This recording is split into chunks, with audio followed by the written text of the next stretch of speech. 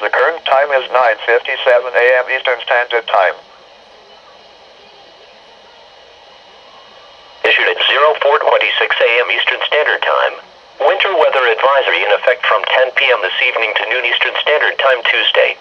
The National Weather Service in Wakefield has issued a winter weather advisory for snow which is in effect from 10 p.m. this evening to noon Eastern Standard Time Tuesday.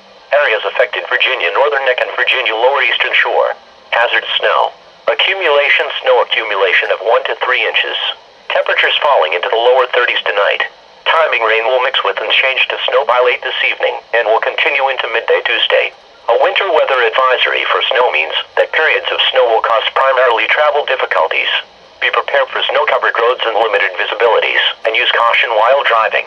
Repeating, a winter weather advisory has been issued from 10 p.m. Eastern Standard Time until noon Eastern Standard Time Tuesday for the following counties in Virginia: Accomack, Gloucester, Matthews, and Northampton.